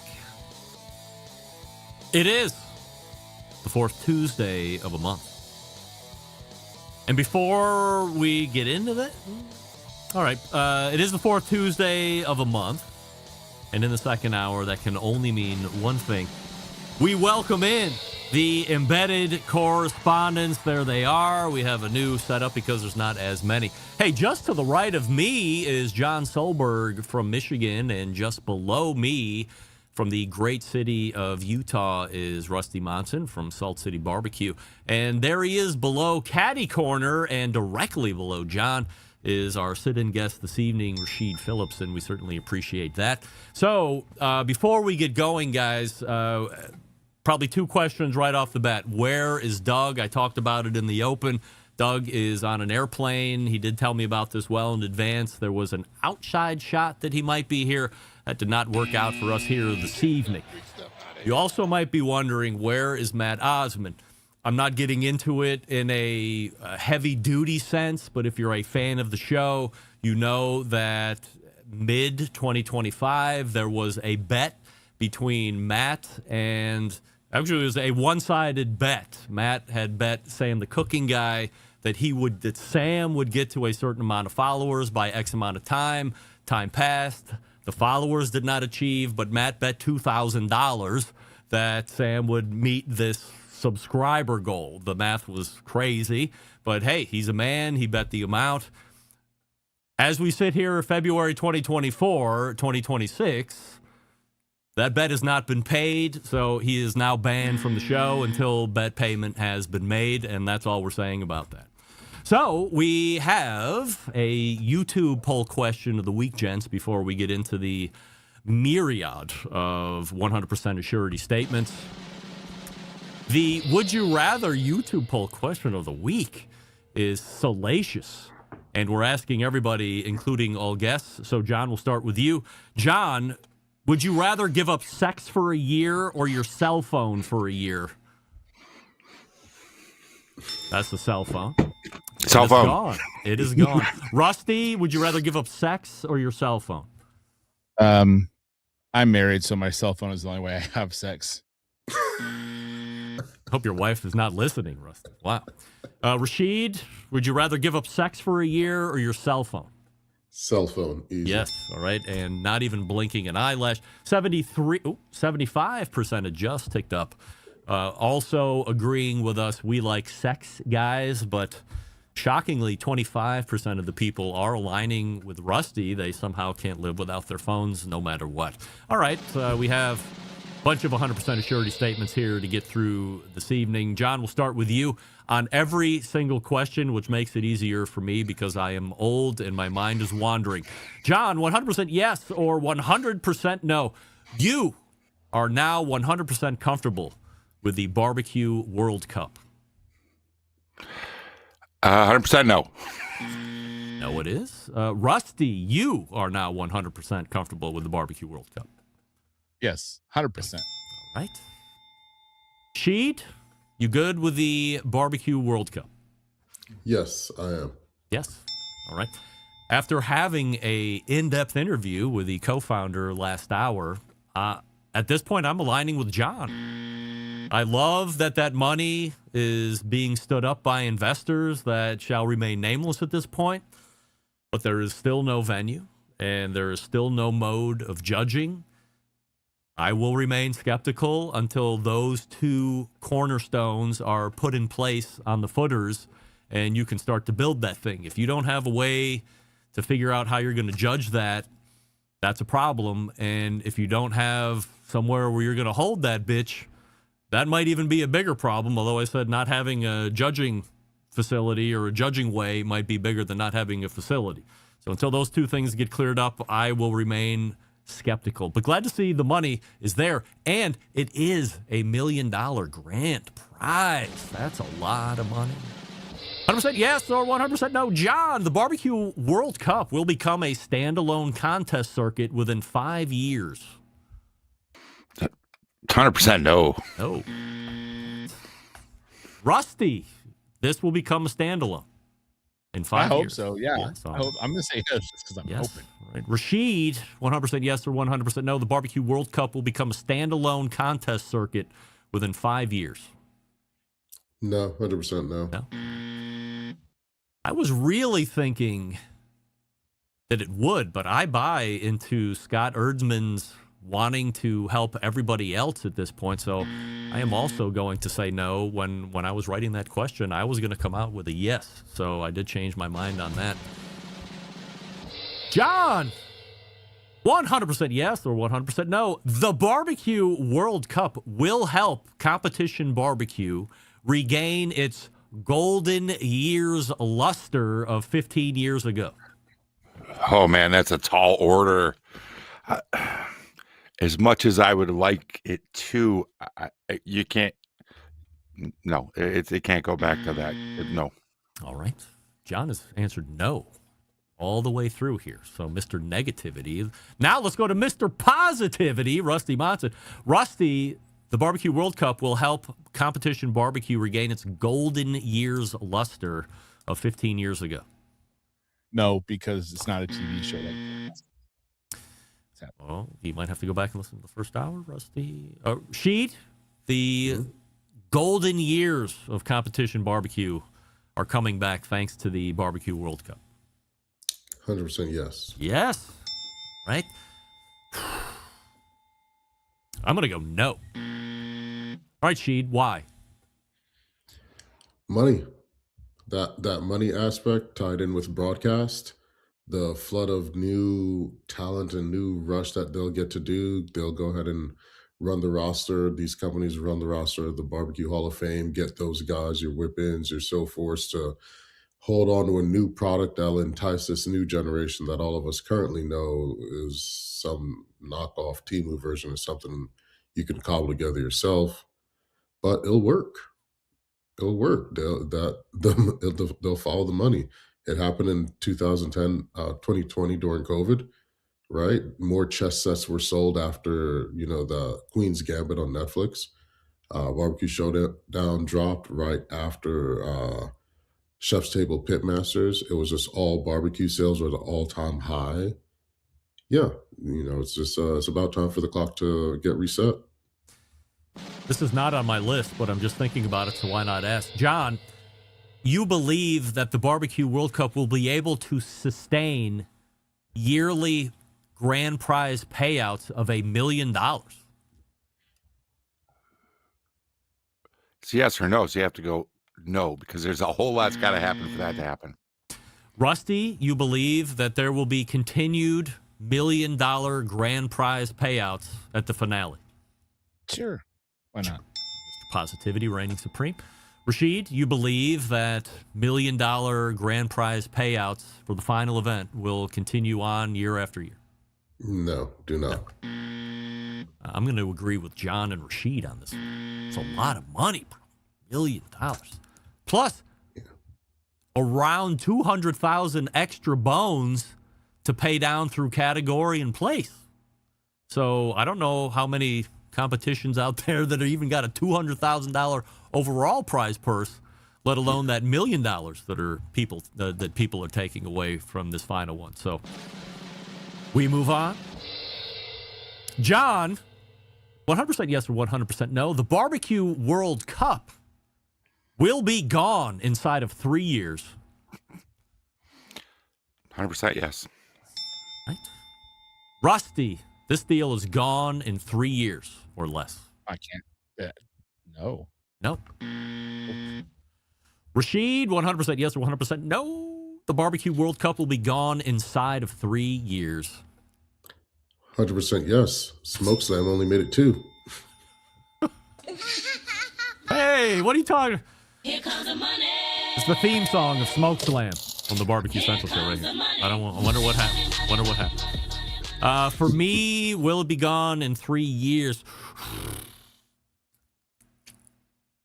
I'm aligning with Rusty. No, I think it's going to be around for 3 years. Maybe that 4th year, but I think it's going to be around. Doesn't even have a year yet. Yeah. It will, though. It will have at least 1 year. But wow. That should be a question for the panel. Will it have a year? This could be a revisited question down the road like some others. Already I'm regretting my answer, but I'm going to stick with it. 100% yes or 100% no. John, the Barbecue World Cup will partner in some way with Memphis in May in 2027.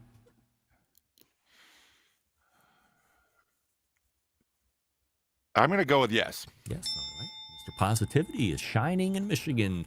Rusty, somehow, some way, Barbecue World Cup in Memphis in May get together in 2027. Yeah, sure. Yeah, sounds fun. That sounds fun. Rasheed, Barbecue World Cup will partner in some way with Memphis in May next year? No. I agree with Rasheed. Sounds great. Sounds sexy. There's a lot of collab talk. I love just saying collab because I hate that word, mostly because of social media. But I think that is one that is probably not going to look to coincide or partner with a Barbecue World Cup. John, there's no more Barbecue World Cup questions. 100% yes or 100% no. John.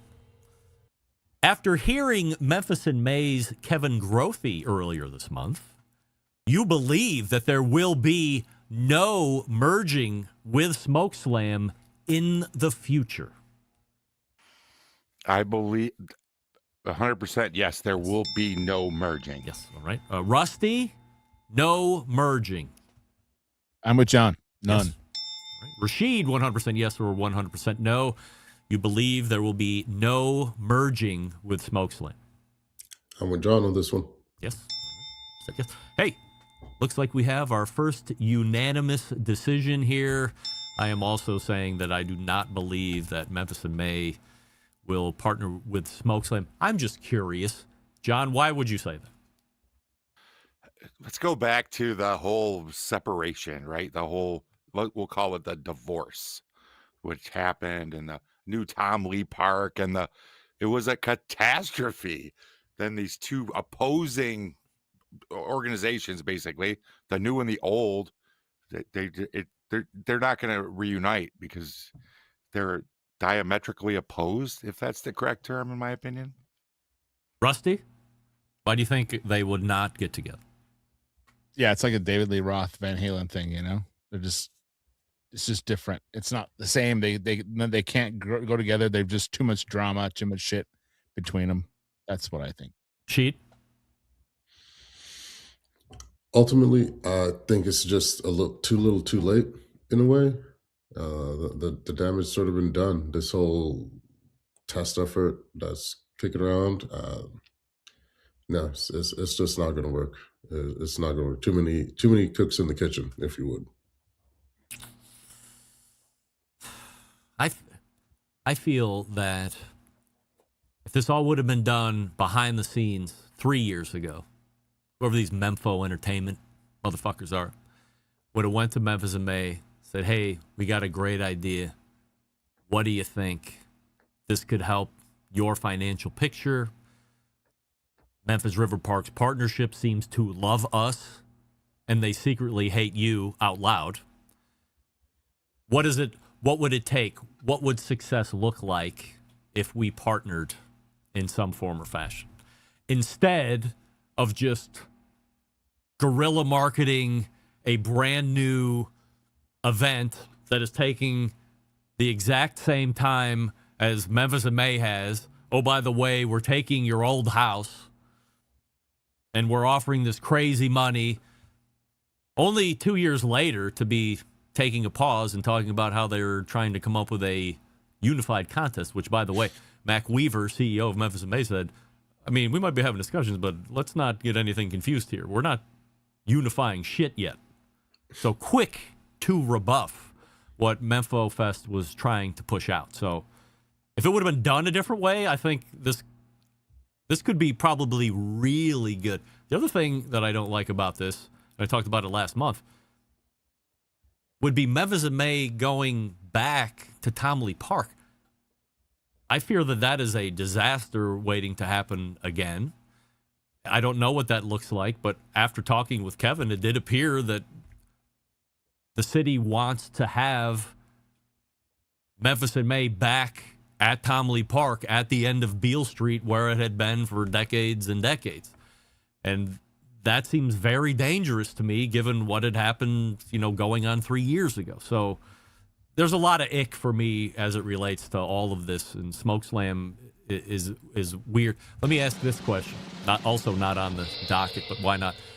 John, you believe SmokeSlam will reappear in some form or fashion sans Memphis and May next year? Personally, no. I do not believe it will. Rusty, SmokeSlam reappears? Nope. It's gone. Sheet, SmokeSlam reappears in some form or fashion next year?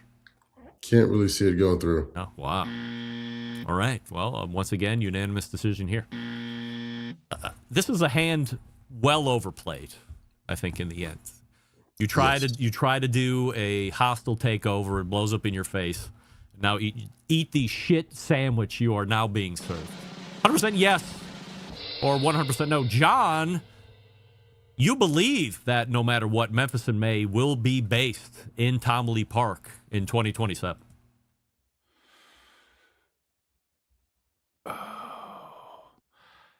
100% yes. I'm going with yes. I want to see that park ripped to shit again.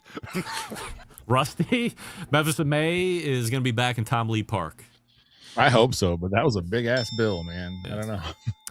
Rasheed, MIM in the TLP in 2027. Historically, I'd love to see it. I'll take that as a yes. I see it. I'm going to go yes as well. I believe they don't want to go back to Tom Lee Park. I believe, however, it is financially irresponsible and reckless for them to do Memphis and May anywhere else but Tom Lee Park in the last 2 years at Tiger Lane. Not that they had any choice, has proven to their financial detriment. So they will go back to Tom Lee Park. All right, one more here before we break. 100% yes or 100% no. John, the World Food Championships are, in a word, underrated. 100% no. Rusty, the World Food Championships are underrated. No, they're not. They're cool, but... Rasheed Phillips, 100% yes or 100% no. The World Food Championships are, in a word, underrated. 100% no. No. And we have a unanimous decision again. I don't feel they're underrated. Feel they're right in the wheelhouse that they should be in. They're catering to who they should be catering to. How about this as a follow-up, John? As we sit here in 2026, the World Food Championships should be bigger than it is. 100% no. Rusty, it should be bigger. Yeah, the money they're throwing at it, hell yeah, it should be. Rasheed, World Food Championships should be bigger. Agreed, it definitely should be. I will also agree with Rusty and Rasheed, even though it is the size it is, should be bigger.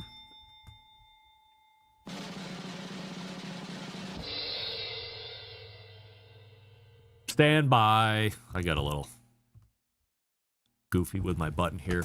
Little piece of business here before we get going for the second half.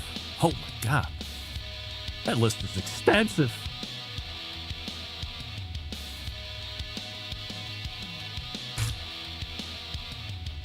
All right. The aforementioned smoking pecan wood pellets. Go to the website, smokingpecan.com. Hook up with the not wood pellets. They're pecan shells that are taken into a pellet form. So while they appear to look and feel like a traditional wood pellet, they are indeed not 100% recyclable.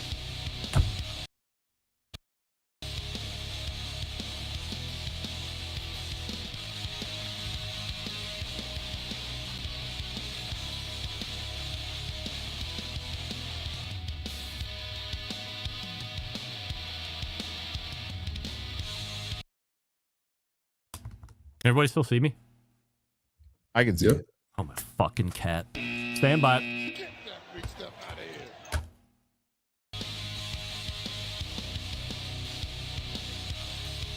So, if you're looking for an alternative to barbecue wood pellets, might I suggest, humbly, something that is sustainable, something that is not wood, something that gives you a little bit more of a robust smoke flavor. The Smokin' Pecan Pellets. SmokingPecan.com is the place to go. That's SmokingPecan.com. In the break, I'm going to murder a cat live on the internet. And then we will get back to the 100% Assurity question. Stick around. Be right back. You're listening to the Barbecue Central Show.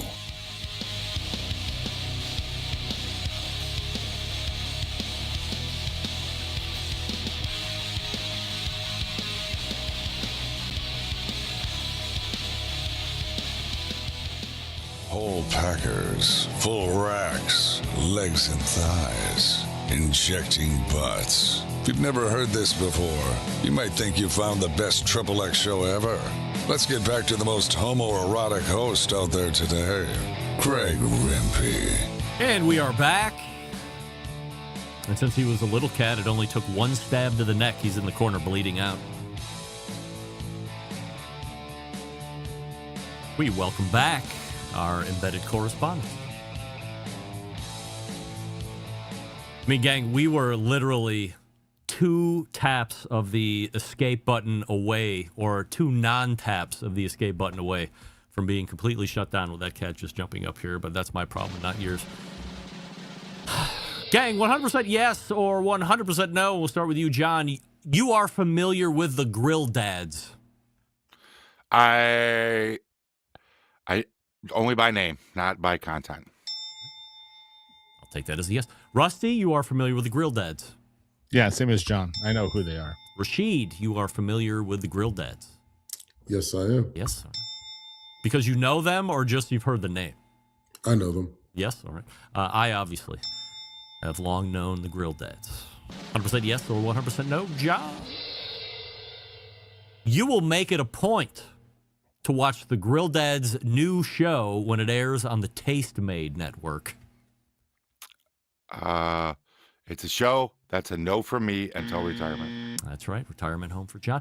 Rusty, 100% yes or 100% no. You watch the Grill Dads' new show when it airs on the Taste Made network. Taste Made network. That's a new one. No, I don't have it. Won't watch it. No.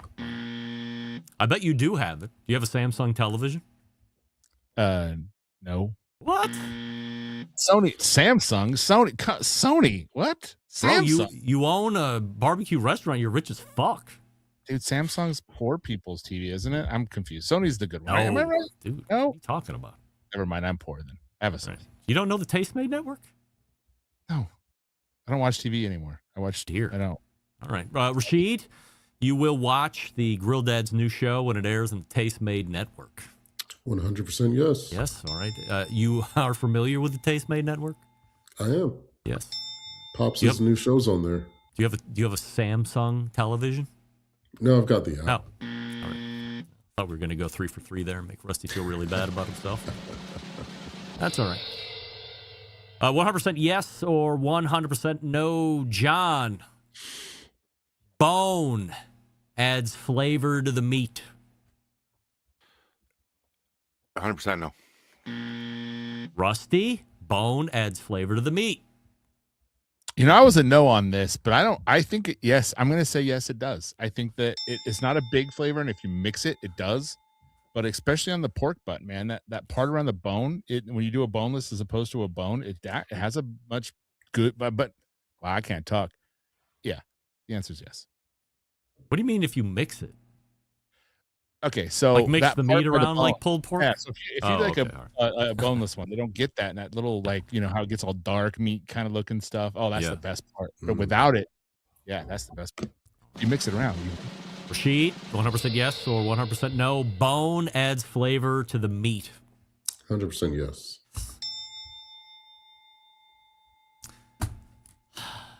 I don't know where to go with this. If I told you it was scientifically proven that bone does not add flavor to the meat, Rusty and Rasheed, you just rebut science? Those are probably the same people. You just believe it? You just believe it does? This is your neighbor telling you that he heard it. No, it's not. It's Meathead. Meathead hired a scientist to run scientific tests to see if bone adds flavor to the meat. Call me and explain the fucking explain that part around science. the bone. Because bone is calcium, and flavor does not exude from calcium to get into the meat to add this mysterious flavor that everybody talks about. It's in his book. You didn't read his book? Did it finally come out? The first book came out. What are you talking about? I read that one.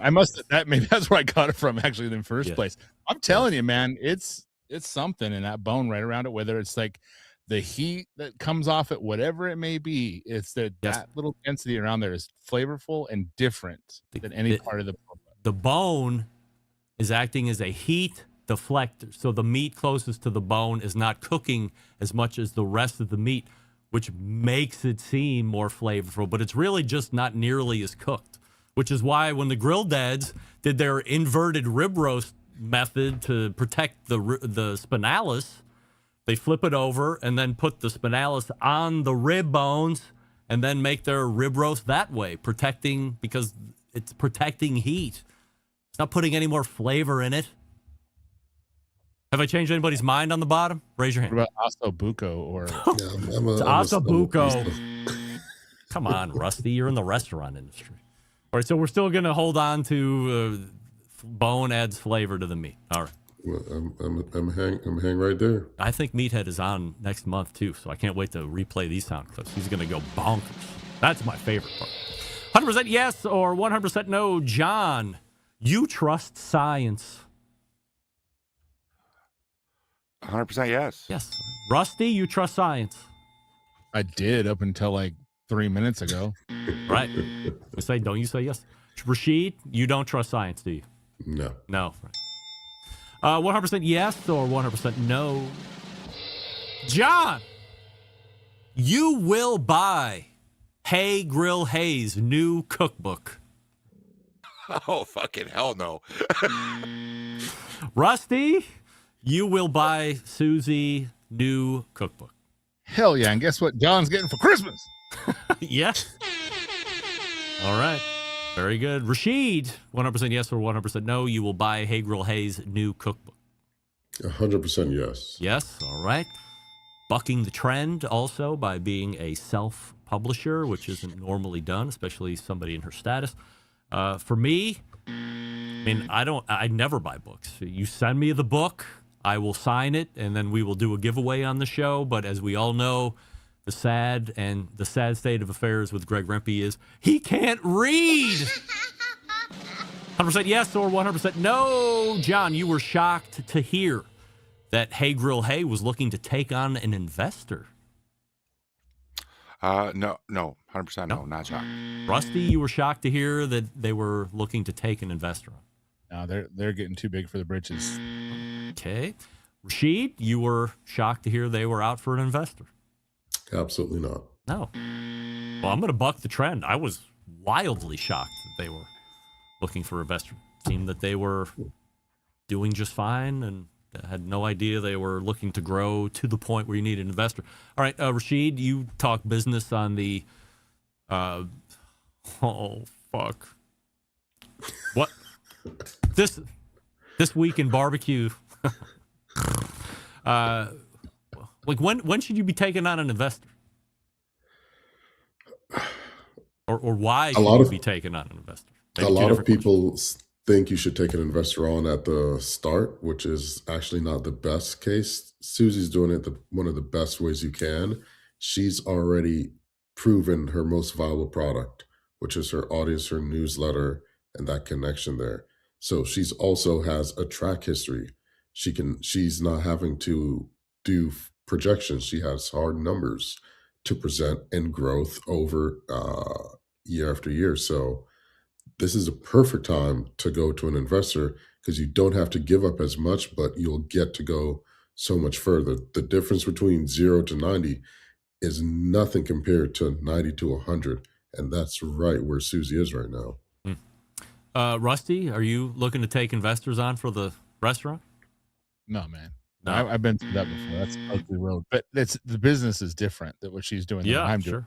He's right. Like I've seen Susie since she was, basically my neighbor. So it was like they start out so small and now they can't keep their warehouse together. It's just a natural next step. Next question. I knew it was This Week in Barbecue, by the way, Rasheed. Forgive me. I got a lot of things going on here that nobody can see. So I don't want anybody to think I'm trying to dog you. 100% yes or 100% no. John, 2026 is the year that brisket jumps the shark as it relates to consumers buying it. It did jump the shark in 2026. 100% yes. All right. Rusty, 2026 is the year that brisket jumps the shark as it relates to consumers buying it. God, I hope so. I hope so. Rasheed, we've seen enough of the brisket in 2026. Couldn't agree more. 100% yes. All right. I mean, just from a sheer cost standpoint, I'm completely less interested in getting barbecue at any restaurant I go to. John, back to you. 100% yes or 100% no. 2026 is the year we see more barbecue restaurants close than we ever have in the past 5 years. Oh, yeah. Tragically to say yes, that's 100% yes. I'm already seeing it. Yeah. Rusty, we will see more barbecue restaurants close this year than we have in the past 5. Absolutely. Like it's never been and never will be. Rasheed, we will see more barbecue restaurants close this year than we have in the past 5. 100% without a doubt. Oof. Sadly. Yes. And after reading, it hasn't been many articles in 2026, but there has been too many already talking about the demise of many new, mid, and long-term sustained barbecue restaurants hitting the dust. So does not bode well, at least for the first half of 2026. 100% yes or 100% no. John, as long as there is indirect heat, wood smoke, and some kind of protein, it's barbecue. 100% yes. Rusty, as long as there's indirect heat, wood smoke, and some kind of protein, it's barbecue. Yeah, I think that's definition. Rasheed, as long as there's indirect heat, wood smoke, and some kind of protein, it's barbecue. I'd agree with that. Yes. And I, of course, am going to agree with that since I wrote it. Rasheed, I thought I was going to get you on a no. No. That also includes pellet cookers. Wood indirect and heat, pellets. Wood smoke, protein. I wouldn't count pellet smoke as wood smoke. Dude, it's literally burning wood. That's for real. That's like counting cigarette smoke as cigar smoke. No, I can't stand a cigarette. It's not. It's not the same ingredients. Wood is wood. Isn't tobacco in both?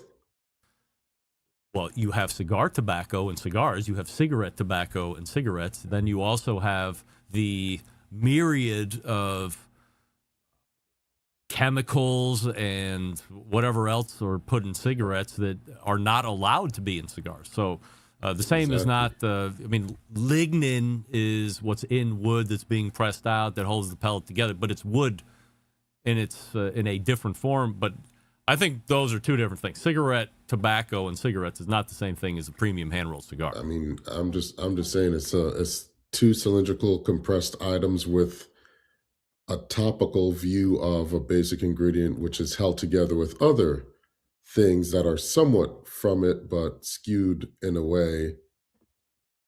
See, we were getting down to the nitty-gritty. Now you're going all fucking 30,000 foot.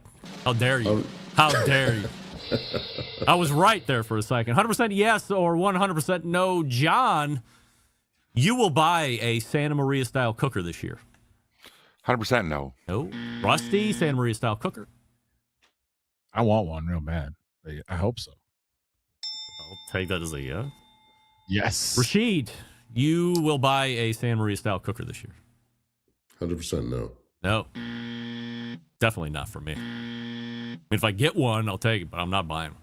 Why no for you, Rasheed? I just don't. I don't really need it. Like I don't really see myself utilizing it enough to justify getting a really, really good one. So you're not going to get the Blackstone Santa Maria style grill? I said a really, really good one. I was like, oh boy. 100% yes or 100% no. John, you are familiar with the website Barbecue Warriors? 100% no. No.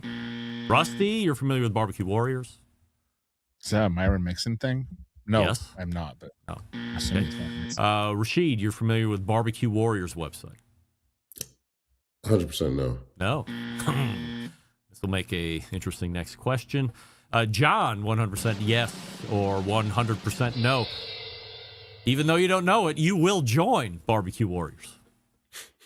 I'm going to save that one for the nursing home with the rest of the TV So shows. no for John. Rusty, you're going to join Barbecue Warriors. I mean, if it's cool, I haven't seen it. If it's cool, for sure. It's yes or no still. After 7 years I don't of doing fucking this, know. I it's didn't even yes know it or was no. a goddamn website. I All right. don't know. Then it's no for you. Yes. Rasheed, you're going to Fucking join joining Barbecue right now. Warriors. 100% no. No. All right. 100% yes or 100% no. John, you second guess every video you see on social media because of AI. Oh, that's a really good question. It's like the question is everyone. I will say no, but it's getting really close. Yes. Rusty, you second guess every video you see on social media because of AI. Oh, man. I got eyes for that stuff. Look at this guy. Mr. Positivity. Rasheed, you second guess every video on social media because of AI. No. No? I do. I don't believe anything anymore. Everything's fucked. 100% yes or 100% no. John, you would quit social media altogether if it wouldn't impact you socially or financially.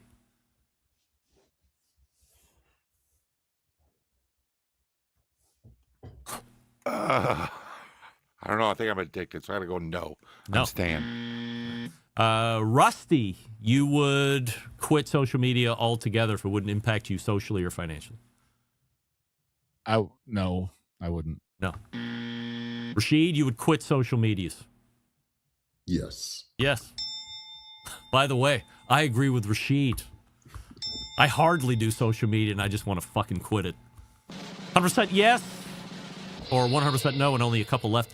John, you remember what it was like to not have any smart device at all.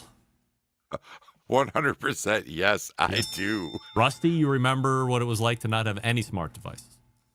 Yeah, I remember having coins to call my mom from a payphone to come pick me up from the mall. Sure. All right, I'll go first here. I remember those days as well. Rasheed, you remember what it was like to not have any smart device at all. 100% yes. Yes? Thought you were on the cusp I'm there. blown this. Oh man, good days. 100% yes. Or how old are you, Rasheed? 38. Oh, really? All right. You're an old bag like the rest of us. 100% yes or 100% no. John, you tip at restaurants when you walk up, order, collect your food, and sit down. There is no 100% yes or no on that one for me.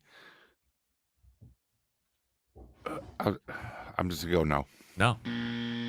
Rusty, you tip at a restaurant where you walk up, order, collect your food, and sit down. Yes, absolutely. Rasheed, you tip at restaurants where you walk up, order, collect your food, and sit down. Yes. No. I'm doing all the fucking work.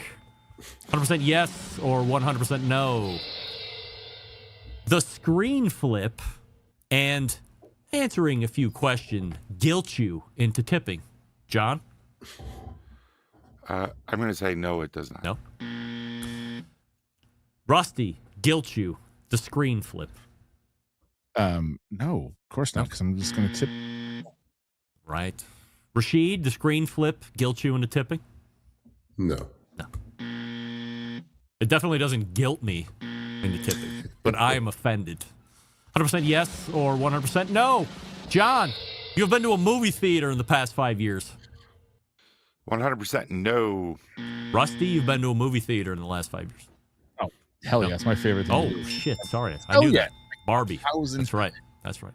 Rasheed, you've been to a movie theater, a real live movie theater in the last 5 years. Yeah, absolutely. I definitely have not been to a movie theater in the last 5 years. What was the last movie you saw in a theater, Rasheed?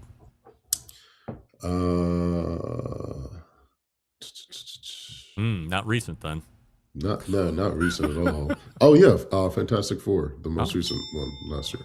Rusty, did you go last weekend? I did. Yeah, I went to the Goat. The Goat. The Goat. All right. All right, here we go. Last three. 100% yes or 100% no. John, Cool Mo D is better than Run DMC.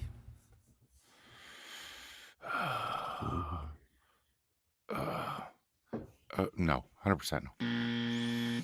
Rusty, KMD better than Run DMC. Run DMC's got the Rick Rubin effect, so I'm going to say no on that one. All right. Rasheed, Cool Mo D better than Run DMC. I'm going to have to go with John on this one. No. Right. I really want to go Cool Mo D, but I cannot go against the Kings of Rock. Run DMC for me. 100% yes or 100% no, and this one's even tougher. John, Ice Cube is better than Ice-T. Oh, you're killing me, Smalls. Ice Cube. Oh, man. Ice Cube is better than Ice-T. It's a freaking coin toss, man. Come on. I asked the tough questions on the show. Yes. Yes? Ice-T? I'm going to go yes. I'm going to go yes. Rusty, Ice Cube better than Ice-T. Dude, Ice Cube by a fucking mile. By a mile. All right. Rasheed, Ice Cube is better than Ice-T. I'm going to have to say, no, it's Ice-T. Ice, He's mother just got a tenured career. Wow. Musically and acting. The answer is, as Rusty would say, immediately, and it's not even close. Ice-T way better. Or I'm sorry, Ice Cube way better than Ice-T. Ice Cube, prolific standout in a group. Ice-T, prolific standout all by himself. Prolific businessman, has the acting credentials. I agree, Ice-T probably a better actor in the long term, but Ice Cube is better than Ice-T to me. 100% yes or 100% no. Last one, guys. Since last month, John, I have received or purchased a Hardcore Carnivore everyday carry steak knife. Man, I didn't realize the Press Your Doug has always going first. So I'm going to go 100% yes. Yes, you have. All right. Rusty, since last month, I have received or purchased a new everyday carry steak knife. Real quick, isn't this much funner without Doug? I mean, just let's be honest. This is great, right? Great. 100%.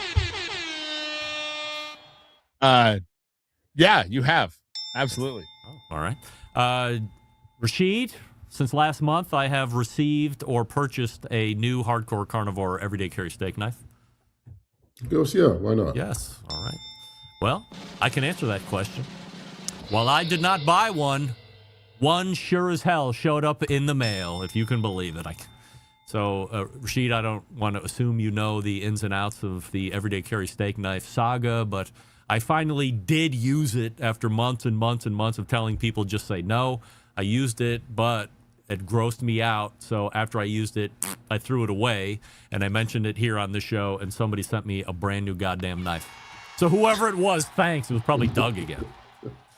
All right, guys, we have time for promotion here this evening. John, we will start with you. What are you promoting tonight? The best moments of the Barbecue Central show in 10 minutes or less each Friday.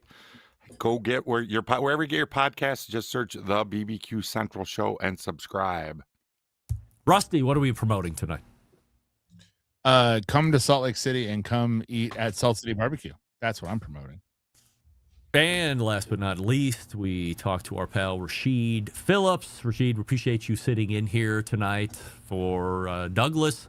What are we promoting tonight? Come see me in Florence, South Carolina for Florence Food and Wine. It's going to be a good old time. Guys, appreciate the effort this evening. And as Rusty, I echo what Rusty said, this is way better than Doug. And Rasheed might get an email in his inbox overnight asking him to appear monthly as the new Georgia correspondent as well. But we'll just tease that for now. Guys, appreciate you so much. And we'll see you again next time. Those are the Embedded Correspondents. All right, all the way back in the first hour, we had not one but two segments with co-founder of the Barbecue World Cup, Scott Erdmann, BarbecueWorldCup.com. Also, Barbecue United, as I had mentioned. If you're even considering competing in the Barbecue World Cup, just sign up for Barbecue United. It's $50, and it saves you $750 off of the potential entry fee that you would have to pay if you qualify for that final event in the spring of 2027.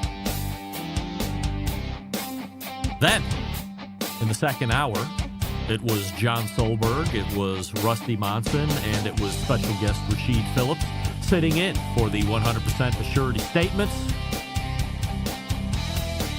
Appreciate the effort, appreciate the candor and the answers. Always fun and entertaining. Always surprised. Always surprised. Even after all these years, it's great. A big show planned for you next week. We're completely filled out. Malcolm Reed is in. Sam the Cooking Guy is in. But we have two new guests as well. So be excited for that. So how do I always leave? September 11th, 2001. I will never forget. And until next Tuesday at 9 p.m. Eastern, this is your program host and proud U.S. American Greg Rempe saying, Shalom!